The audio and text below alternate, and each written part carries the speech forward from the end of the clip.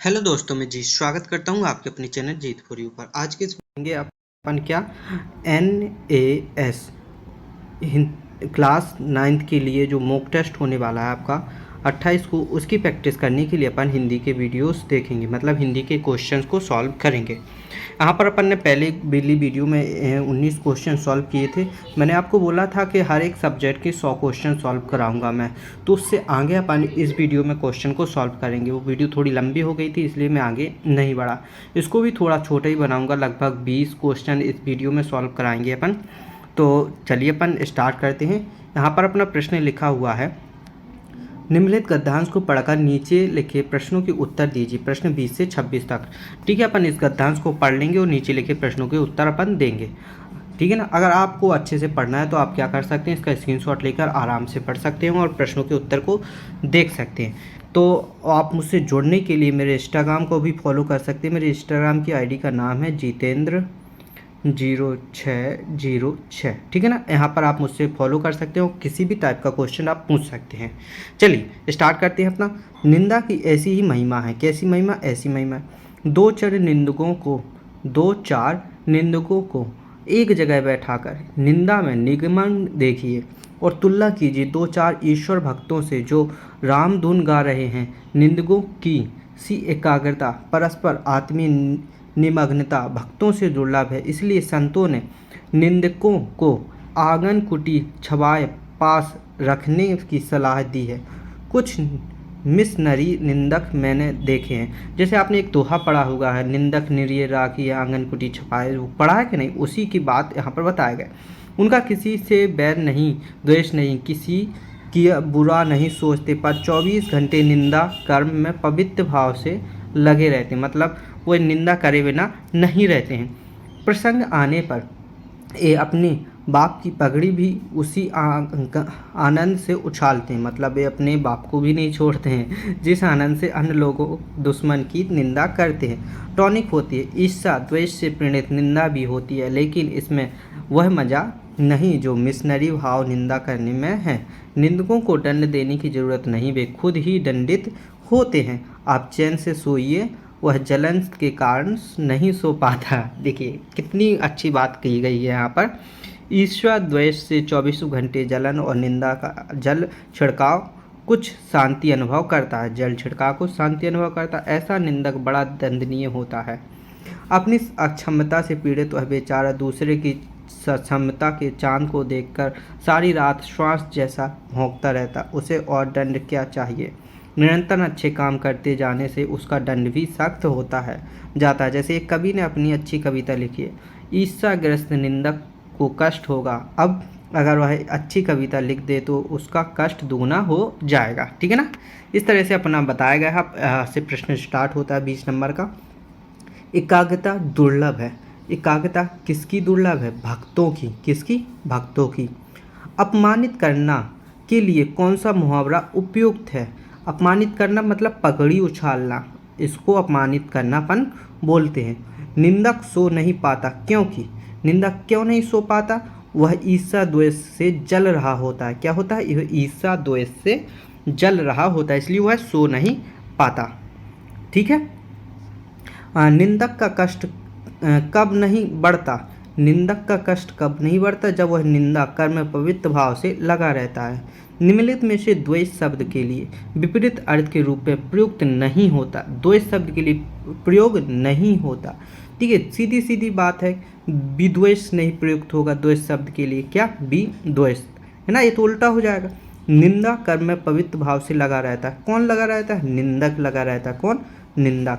निंदक का काम ही है कि निंदा करना, इसलिए वह प्रेम भाव से लगा रहता है। ईर्ष्या द्वेष की आग में जलने वाला शांति का अनुभव करता है। कब ये शांति का अनुभव करता है? निंदा का जल छिड़क कर। क्या? निंदा का जल छिड़क कर शांति का अनुभव करता है। आगे चलिए। यहाँ पर अपना फिर से एक गद्यांश दिया गया। निम्नलिखित गद्यांश को पढ़कर नीचे प्रश्नों के उत्तर दीजिए 27 से 31 तक। तो ये अपना गद्यांश यहाँ पर वर्णित है। आप चाहें तो इसका स्क्रीनशॉट ले लीजिए। अगर मैं हर एक गद्यांश आपको पढ़कर बताऊँगा तो वीडियो बहुत ज़्यादा लंबी हो जाएगी। आपको क्या करना, आराम से वीडियो को रोकना है, यहाँ पर ऐसे रोक लीजिए और इसको पढ़िए, ताकि नीचे दिए हुए क्वेश्चंस आपको अच्छे से समझ में आए। ठीक है ना। यहाँ पर देखिए ये इतना गद्यांश है, इसको अपन पूरे से पढ़ लेंगे कि नहीं। पहला वाला मैंने पढ़ के बता दिया, अब दूसरा आपको स्वयं पढ़ना है। यहाँ से अपन अपने प्रश्न स्टार्ट करेंगे। चलिए प्रश्न स्टार्ट करते हैं। अपना पहला प्रश्न है, समावेश शब्द में कौन सी संधि है। देखिए समावेश शब्द में कौन सी संधि है, दीर्घ संधि, समा प्लस वेश, समावेश, ठीक है ना। सामना करना मुहावरे के लिए सबसे उपयुक्त अर्थ है। सामना करना यानी कि मुकाबला करना, किसी के आगे नहीं झुकना, उसका सामना करना, मुकाबला करना, उसका उपयुक्त मुहावरा है। परंपरागत से क्या तात्पर्य है, परंपरागत से क्या तात्पर्य, परंपरा से आए हुए, परंपरा से आए हुए, ठीक है। अब चलिए, यह जानकर बहुत आनंद प्राप्त होता है कि हमारी नौसेना विशाल समुद्री सीमा की चौकसी कर रही है। क्या कर रही है, विशाल समुद्री सीमा की चौकसी कर रही है। यहाँ पर अपन ने 30 क्वेश्चंस कंप्लीट कर लिए हैं। आगे चलिए और क्वेश्चंस देखते हैं अपन। अगर आपको वीडियो अच्छी लग रही है तो आपको क्या करना है, कमेंट करना है और बताना है कि आपको आगे कौन सा सब्जेक्ट पहले चाहिए। हाँ, इसके बाद हिंदी तो मैं कंप्लीट कर दूंगा, इंग्लिश चाहिए कि साइंस चाहिए कि सोशल साइंस चाहिए कि मैथ चाहिए, ठीक है ना। जौन सा भी सब्जेक्ट पहले चाहिए, जिसकी कमेंट ज़्यादा होगी मैं उसका सब्जेक्ट पहले लेकर आ जाऊँगा। अहम भूमिका से तात्पर्य है, अहम भूमिका से क्या तात्पर्य होता है, महत्वपूर्ण भूमिका, जो आपके लिए बहुत महत्वपूर्ण है वो उसे अहम भूमिका बोलते हैं, ठीक है ना। यहाँ पर निम्नलिखित गद्यांश को पढ़कर नीचे दिए गए प्रश्नों के उत्तर दीजिए 32 से 36 तक। देखिए ये गद्यांश थोड़ा छोटा दिया गया है तो मैं आपको पढ़ के सुना देता हूँ और अपन प्रश्नों के उत्तर देखेंगे। अध्यापनशील को साथियों का अभाव कभी नहीं रहता। क्या, साथियों का अभाव कभी नहीं रहता। उसके कमरे में सदा ऐसे लोगों का वास रहता है जो अमर हैं, उसके प्रति सहानुभूति प्रकट करते हैं और उसे समझाने के लिए सदा प्रस्तुत रहते हैं। कवि, दार्शनिक और विद्वान जिन्होंने कवि प्रकृति के रहस्यों का उद्घाटन किया है और बड़े बड़े महात्मा जिन्होंने आत्मा के गुथे सहस्यों में की थाह लगा दी, सदा उनकी बातें सुनने और उनकी शंकाओं का समाधान करने के लिए उद्धत रहते हैं। बिना किसी उद्देश्य के रस शरीर तौर पर पुस्तकों के पन्ने उलटते जाना अध्ययन नहीं है। अध्ययन क्या नहीं है, अपन ऐसी पुस्तक ले लियो पेज पलटा रहे हैं, इसको अध्ययन थोड़ी बोलते हैं अपन। लिखी हुई बातों को विचारपूर्ण रूप से हृदय से ग्रहण करने का नाम अध्ययन है, ठीक है ना। इसको अध्ययन कहते हैं। जैसे किसी लिखी हुई बात को अपन विचार विमर्श पूर्ण ग्रहण करें, उसी को अध्ययन कहते हैं, ना कि पेज पलटाने को। प्रत्येक स्त्री पुरुष को अपने पढ़ने का उद्देश्य स्थिर रख कर लेना चाहिए। इसके लिए सबसे मुख्य बात यह है कि पढ़ना नियम पूर्वक हो, अर्थात इसके लिए नित्य का समय उपयुक्त हो, नित्य का समय उपयुक्त हो। ऐसे नहीं कि आप किसी भी समय बैठ गए, किसी भी समय उठ गए। आगे चलिए, अपना प्रश्न है विद्वान शब्द का विलोम है। देखिए विद्वान शब्द का विलोम तो होगा बुद्धिहीन। विद्वान यानी कि बहुत ज्ञानवान, बुद्धिहीन मतलब मूर्ख, है कि नहीं। कौन सा शब्द प्रा उपसर्ग लगाकर नहीं बना है। क्या पूछ रहा है, नहीं बना है, प्रा उपसर्ग लगाकर, ठीक है ना। कौन सा शब्द नहीं बना है, प्रश्न, इसमें प्रा उपसर्ग नहीं है, ठीक है ना। बाकी सब में प्रा उपसर्ग है, प्रयुक्त, प्रसिद्ध, प्रगति, इसमें देखिए प्रा नहीं हो रहा है ना। आगे चलिए, अध्यापनशील पुरुष को किसका अभाव नहीं है। अध्यापनशील पुरुष को किसका अभाव नहीं है, साथियों का। किसका, साथियों का। अध्ययनशील व्यक्तियों को साथियों की कमी महसूस नहीं होती, क्योंकि देखिए वो अध्ययन में मग्न रहती है, इसलिए उन्हें साथियों की महसूस नहीं होती। उनके साथी कौन होते हैं, उनके साथी किताबें होती हैं, इसलिए वो आगे बढ़ जाते हैं। गद्यांश के अनुसार अध्ययन क्या है। गद्यांश के अनुसार अध्ययन क्या है, लिखी हुई बातों को विचारपूर्ण हृदय से ग्रहण करना, इसको अपन अध्ययन बोलते हैं, ना कि पेज पलटने को, है ना। अब चलिए यहाँ पर देखिए दी गई जानकारी को ध्यान से पढ़कर लिखे, नीचे लिखे प्रश्नों के उत्तर देना अपन को। चलिए जानकारी देख ले। जानकारी किसके बारे में, सड़क सुरक्षा के बारे में। किसके बारे में, सड़क सुरक्षा के बारे में। तो यहाँ पर बताया गया है भोपाल यातायात पुलिस द्वारा छात्र छात्राओं के लिए गर्मी की छुट्टियों में ग्रीष्म शिविर आयोजन किया जा रहा है। 5 दिवसीय निःशुल्क शिविर 15 से 19 मई 2022 को किया जा रहा है, ठीक है ना।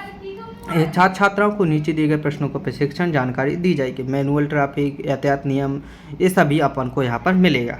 स्थान कहाँ पर है और कहाँ कहाँ होना है, सोमवार से शुक्रवार सुबह 9 से 12:30 बजे तक, स्थान लाल परेड मैदान, तात्या टोपे स्टेडियम, दशहरा मैदान, कोलार। एक भेल में है, एक कोलार में। कक्षा 6वीं से 12वीं तक के छात्र छात्राओं के लिए, ठीक है ना। बताया गया है क्या है, पंजीकरण का आरंभ होगा, 50 विद्यार्थी रहेंगे, दिनांक 15 से 22 तक इस सब रहने वाली है, ठीक है। ये जानकारी है अपने लिए। अब चलते हैं अपने प्रश्नों पर। पहला प्रश्न क्या है अपना, पोस्टर के अनुसार यदि कभी आपका कोई कानूनी दस्तावेज गुम हो जाए तो आपको क्या करना चाहिए। क्या करना चाहिए पोस्टर के अनुसार, सिर्फ भोपाल पुलिस की ऐप कर डाउनलोड कर लेनी चाहिए। नहीं, ऐसा नहीं।